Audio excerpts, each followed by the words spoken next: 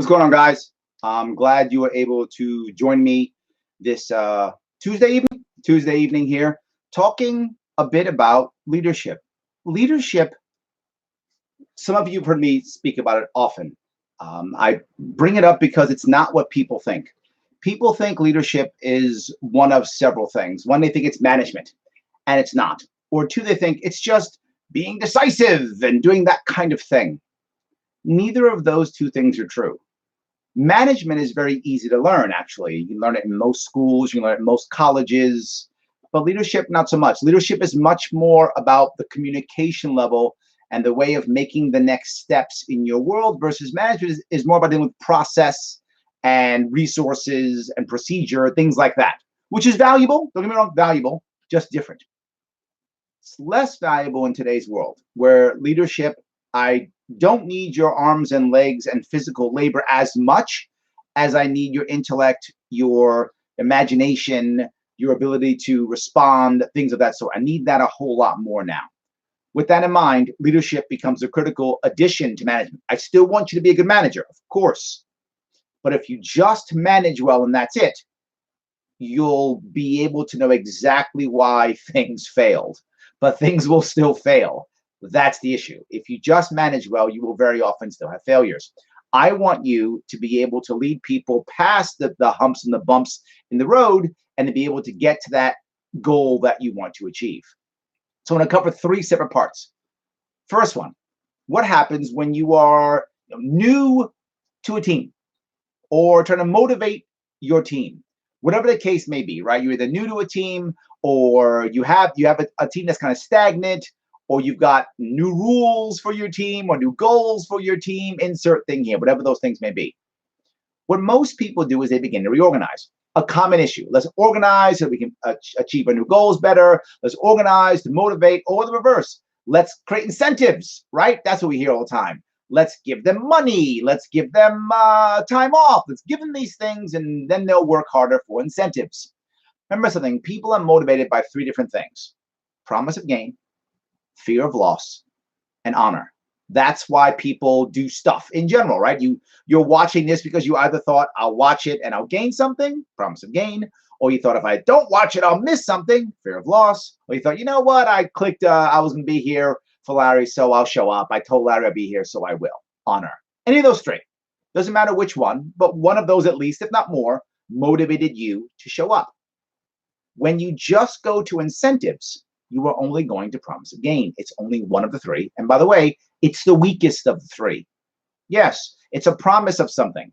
If promise of gain was the number one thing, if incentives is all that mattered, nothing else mattered, well, then we'd all be sales reps or entrepreneurs. Everybody would be, right? It isn't the only thing. It matters. It's just not the only thing. It's also the easiest one, and it's a promise, so I'm hoping. Fear of loss, a little bit stronger, right? Still stronger. This is the old do it and don't do it and you'll get punished. I'll fire you. This is losing something that I already have. That's stronger. But still, the problem with that one is it often comes across as threats. And when you start threatening people, remember, threats are only good for temporary results. In the long run, threats will always fail. At one point, someone goes, pull the trigger, man, I don't care anymore. I'm out of here. At one point, that happens. So for long-term success, threats are not going to work unless you are happy with constant turnover. If you're okay with constant turnover, threaten away. You'll be fine. I'm not okay with constant turnover. If you are, keep threatening, because eventually people just keep leaving and you winds up to being a point where your threats just don't work after time. So short term can work, but I'd rather have it in the idea that they won't get something, not necessarily a threat. It's it's an important piece to realize. So if you just do, get better, guys, or we'll fire you. Get better, guys, or we'll punish you. Short term, but not good for long term. The last one is honor. Honor is the most important one. And honor is basically how someone views themselves in front of others in some way, shape, or form. I believe what I'm trying to achieve is right, or I believe it is correct. This is the most powerful, but also the hardest to get, because honor is not universal. Right? What you think is honor, someone else doesn't. When someone else thinks honor, you don't, et cetera, et cetera. It's a hard thing to get when it comes to the honor piece. However, it is the most powerful if you can get it. So why do I bring all this up? Because you're trying to motivate your team. Most people either go, they better shape up or ship out, the threat, which many of them will ship out, or just lie to you, right? Whatever. Remember something, whenever you ask or demand the impossible, often what you get is lies and deceit. That's usually what you get in return. So let's not demand the impossible. Let's ask for the impossible. Very often you'll get something close to it, right? You'll get something amazing if you can. You demand perfection, you get lies. You ask for perfection, you get excellence. So let's change how we do this, right? Change how we do this. Just yelling not going to work. We'll give you more money. They'll do it here or there. Always want more money. Instead, the critical thing you have to think about here when it comes to team, building your team is buy-in. If you watch TV shows, the new boss comes in and goes, "New sheriff in town. I'm changing things. I'm fixing this team up, wrecking things." That's TV shows. That's not reality. And if it is reality, it's short term, and they're burning through people, right? They're doing that so they can sell a company or something like that. But if you really want to change people, and I've done it before in my personal life, done it before in my professional life, coming in new teams, the first thing I'm going to do is start saying, guys, why are we here? Why do we show up in the morning? Why do we make this happen? What do we care about here? How can we make things better? Not how can we make things perfect. How can we make things better? The best way you can actually get your team to get better is to listen to them. Now, people always think when I say this, well, then Larry, they're going to complain and whine, and you then have to give them stuff. Some of them will. There's no question. If you come to a new team or an unhappy team, some of them are just going to whine. That's true. Somebody's going to complain and say how things are crappy and terrible and all that stuff. And you can, if you want to, immediately respond. Okay, here's stuff, in which case you're doing promise of gain. That's not what I asked. When they complain and whine and say how bad things are, how evil things are, blah, blah, blah, great. Now you assign responsibility. Great, how do we fix it? What's the right way to do it? If it's so wrong now, I got it. Great, thank you. You've showed me how bad things are. Awesome. Now how do we make it better? What can we do to fix this thing? What matters? What's the next step? You start doing that to your team and they start getting buy-in. But here's the most important piece. When they start giving you the new ideas, you have to implement some of them, not all of them. It is not required that every person on your team is validated as correct. It is critical that every person on that team is validated as heard. And there's a difference. I have to hear them all. I don't have to do everything they say, but I have to hear them, show them respect, and then do your best to implement certain plans and see how they work. What if you know they're going to fail? May not be a bad idea to try them anyway. But Larry, this takes time. Oh my God, it does. Fixing, motivating teams, dealing with people takes time. Yes, it does. You can crack the whip, you can get angry, you can give them stuff. That takes up lots of time, money too, and fails. The old saying we have in the Marine Corps. You never seem to have enough time to do it right, but you always have enough time to do it again. So how about we don't do it again, we just do it right the first time. Get those ideas, begin to move them forward. There are lots of ideas for team building out there that I can talk about. Again, as I always say, go to the NeoSage go to the NeoSage YouTube page. Lots of videos on team building and things of that sort. Please check them out. Or the neosage.com. You can get classes on how to deal with those issues, creating new visions, missions, all sorts of things to motivate people. Remember, when it comes to a team, it's not about you being the best person of yelling and screaming and that kind of, no. It's actually about vulnerability. It's actually about vulnerability. It's about each guy believing that, hey, I'm part of a team trying to achieve something, and if I fail, you fail. And if you fail, I fail. When you've achieved that, now you're rocking and rolling. That's the home run, right? We're trying to get as close to that as possible. And that's getting buy-in for every single person to the best of your ability to get it and want to know, how do we make things better? Critical thinking, which we do all the time, is not about finding holes in things. Anyone can do that. We can all complain. I'm not impressed. We can all complain. Instead, we should be doing something, and that is figuring out how to make things better. That's harder. That's harder. You can do that. Hear your team. Now, all of a sudden, they'll start saying, you know what? These are part of our ideas. We're making things better. We have buy-in. We're all together. Now your team begins to grow. All right. Move to another part, which is growth in general. How do I get my organization, my group, my company, my family, insert thing here? How do we get people that I have together to start growing, getting bigger, doing more, all those things? Well, you could just say, we're going to pay them more money, or we're going to hire more people. Those are all ways that people do that. But I'm asking you to think about, as a leader, how can you do it? How can you do it when you don't have those resources? You can't just hire more people. You can't just make more products. You don't have that ability to do so. What can you do then? Here's a critical piece to remember. It goes back to buy-in. Buy-in when it comes to the team to become, closer, better, awesome, but also when it comes to growth.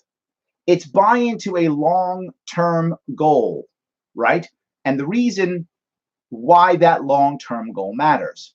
You can't just, so you can, but you shouldn't just say, we got to make $1 million a month, or insert thing here, right? You can't just do that, right? It's not the right answer. You have to be able to say, why does this matter? All right, let me go off real fast. I have a question. What do you do when someone can't take criticism, even general suggestions? When I say something afterwards, they fall face on off. Oh, sorry, they fall face of the earth. Yes. Don't let them fall. Okay. Yes. All right.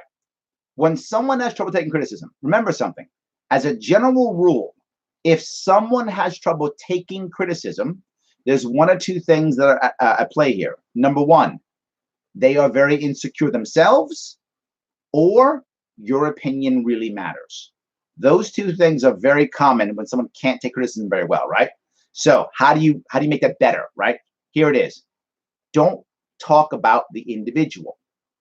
So let's say, for example, I'm the boss and I have someone here who their reports are terrible because they're always late. The reports are always late and inaccurate. Criticism is this: wow, you are always late and your reports are always inaccurate. Oh my God. You start doing that, and if they're insecure, they get angry. Maybe they've been attacked before in the past, maybe they're afraid they're not good at. Maybe my opinion really matters and they're scared. Boom. Remember, the root of aggression is fear. That comes up. Instead, don't talk about them. Focus on the mission itself. Instead of saying, wow, you're always late and your reports are terrible, instead, how about this? Hey, I want to talk to you. How can we make sure these reports are more accurate? I want to make sure as accurate as possible because this affects X, Y, and Z. How can we make this better? And they may go, are you saying I suck? I didn't say you suck. What I'm saying is, if we can make these reports better, then it helps out these guys. So how can we do that? You're doing the reports. How can we make this better? You start doing that. Now it's us to fix the thing. This concept is called removing blame and assigning responsibility. I'm not saying whose fault it is the reports suck. What I'm saying is it's your responsibility to make them better. So let's together come up with a way to make these reports better. So when you have someone who is having trouble receiving criticism, don't criticize them. Instead, assign them responsibility to fix the problem, and you're on board with them. You will assist them, you will work with them, you will mentor them through it, but it is their job to get this thing better, whatever this thing is. What you'll find is, say they have lots of problems. Say the reports suck, and they come in late, and they got a bad attitude, all kind of problems, right? And you can't fire them because you're not the boss, all these problems. You can begin to scold them, you're bad, you're terrible, or one at a time. Pick one aspect to repair, to get better. And when they get better at the one thing, be nice to them. Well done. The reports came in on time. That was amazing. Thank you. You might say, but Larry, I'm thanking some guy for doing his job. The reports are supposed to be on time. Why would I be thanking this guy? Because you got to show the person that they can be better. The problem is when someone doesn't take a criticism well, in their mind, they're thinking, why bother? This person hates me. This person doesn't love me. This person doesn't respect me. This person's mad at me. They think all these things. But when you go, well done, you got the reports on time. That's great. I'm happy. This is good. I'm so happy these reports are on time. It's going to help us do X, Y, and Z. They go, oh, maybe she doesn't hate me. Maybe he does. Maybe he does respect me. Huh. And then they begin to respond. Now they will begin naturally to fix other things on their own. You also can assist them in fixing other things also. You pick one thing at a time. But Larry, this takes a long time. Yes. Or you can have a bad employee or a bad relationship for decades. That's your other option. I'd rather not have that. So I'd rather take the time to walk through one thing at a time to make things better, and then watch them begin to make other things better as you move through that process. And then over the course of years, you have good relationships and or good employees and or good business. All good things. I hope I answered your question. So let me go back, if I could, to the idea of growing, right? When you're trying to grow, you have to create a vision. But the vision or the mission you want to achieve has to be something that's long-term that they all get. Again, this is buy-in on why it matters. We're looking at, and very often you can look at it from whoever is your customer, right? Now, your customer in a family might be children. I'm making this up, but it depends upon the family, obviously. The customer might be your elder parents. The customer might be you two guys, right? But if you're in business, customer could be the actual customer.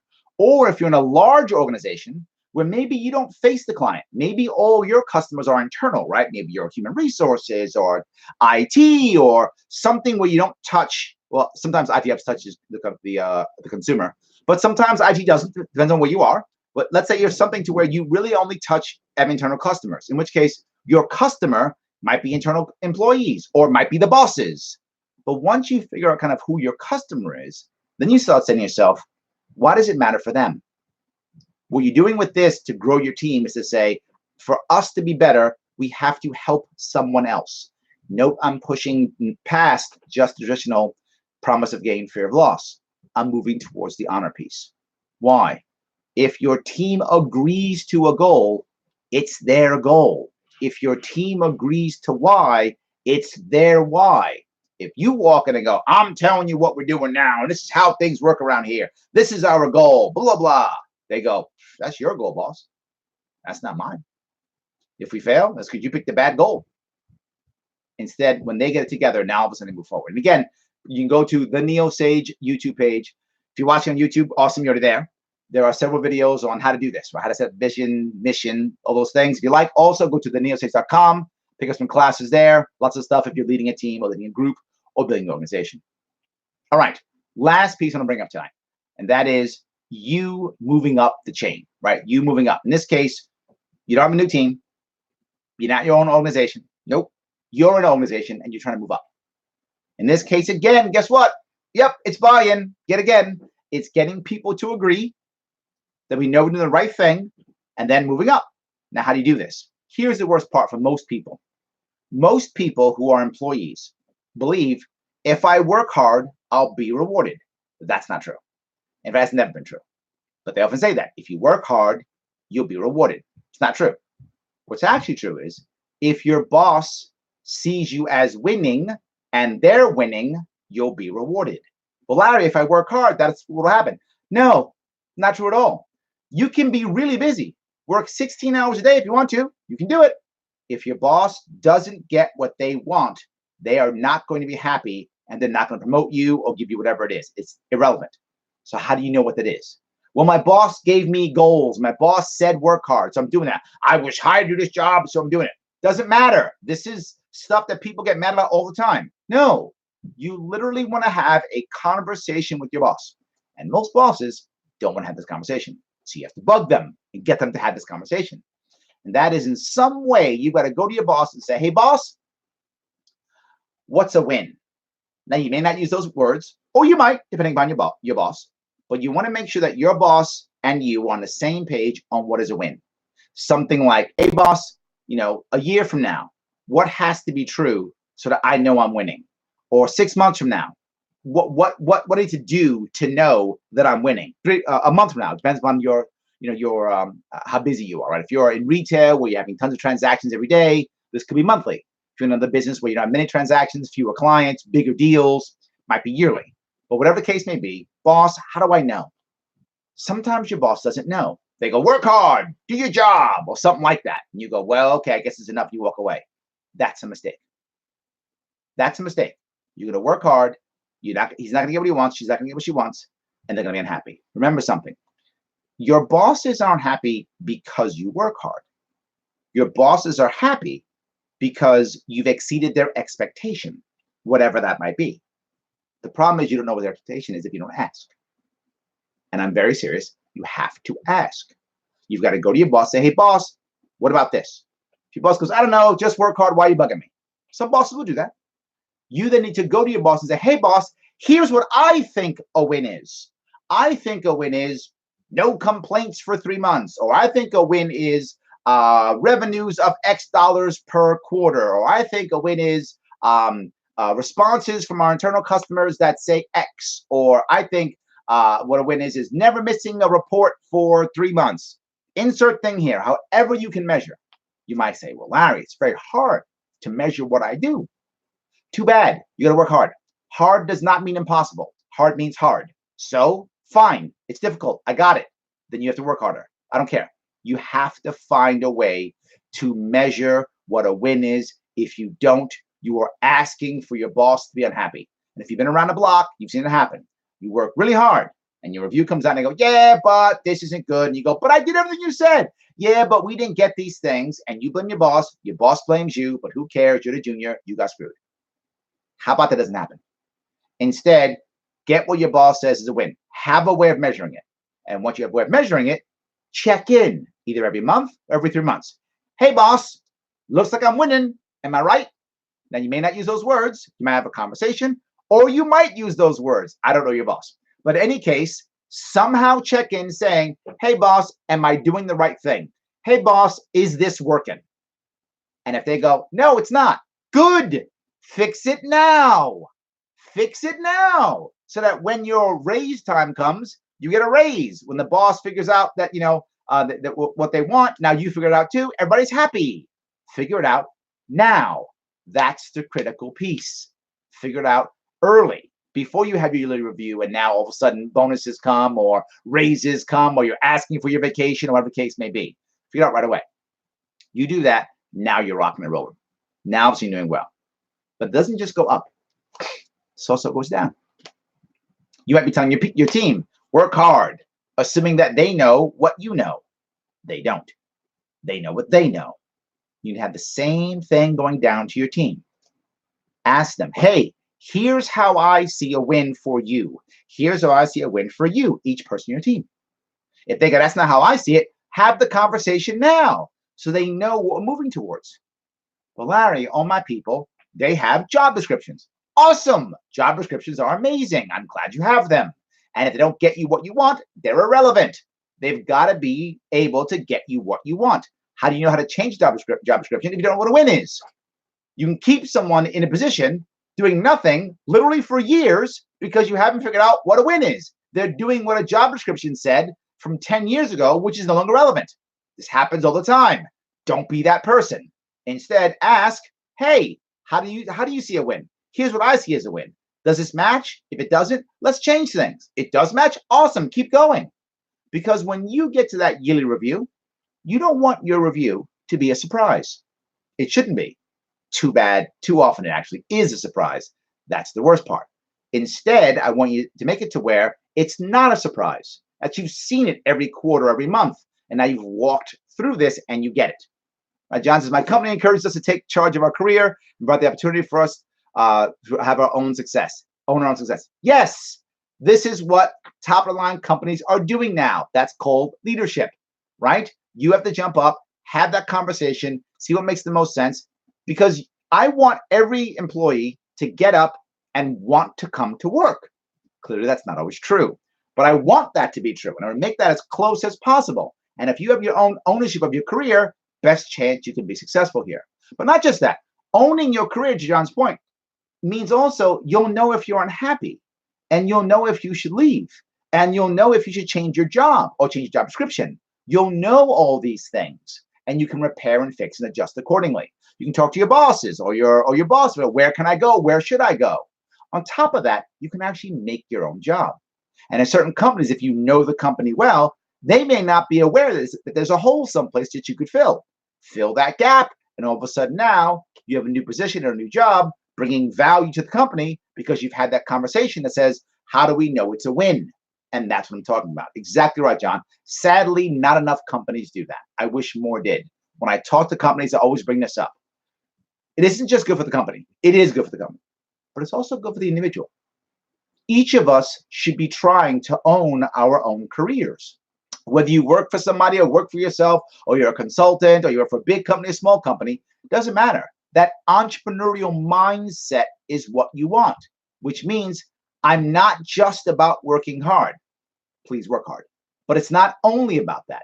It's about working hard towards the appropriate goals that get the expectations met and then exceeded. If you can do that, now you are rocking and rolling. Right now, you're like, I got it here. I know where I'm going. This makes sense. I'm not saying I want you to work hard, but part of good leadership, part of just savviness in time, good time management, and activity management is also knowing what not to do, right? What should I not be doing? And also being able to decide when I should be in relax mode or recharge mode. How can you be part of that if you're always busy and always working, right? You've got to make sure that you're doing the right things at the right times that give you the best chance of having success. And again, meeting and then exceeding expectations. If you're doing that, you're winning. This also, note the common denominator in all three of these: buy in, buy in, buy in. This is all about communication. Management is great, and I'm glad if you're a good manager, but leadership is about that communication and getting every person on your team, both up, down, across, peers, doesn't matter, getting them all on board so they go, you know what? I get it. I'm on board. I understand this. And again, if you're going to talk about your career, there's like 4 or 5 videos. Again, the Neo Sage YouTube page. If you're watching on YouTube, awesome. You're already there. If you're not, go to the YouTube page. There's a career track, several ways on how to get a good job, how to find a job. And once you get there, you know, how to make those first 30, 90 days valuable. And it's all about setting expectations. Expectations with your boss, expectations with you, expectations with your juniors. Remember, if you don't spend the time and energy figuring out what's expected, how can anybody be doing the right thing? John mentions it provides comfort. Yes, if I know what's expected, I feel better. If my team knows what's expected, they feel better, right? You're going to have more comfort if you know what's expected of you. When you don't, you get stressed. You make mistakes. Absolutely. So you want to be able to be as effective, as efficient as possible as a leader, and for your team to ensure they are also. You want to be meeting and exceeding expectations up the chain, down the chain, and out to your customers. You're doing that, you're winning, and that's all about communication. That's all about buy-in. I hope that was helpful for you guys. Feel free, head over to theneosage.com website, get some more information, the Neosage YouTube page. There's good stuff there. Go and enjoy. I will see you guys soon. Have a good night.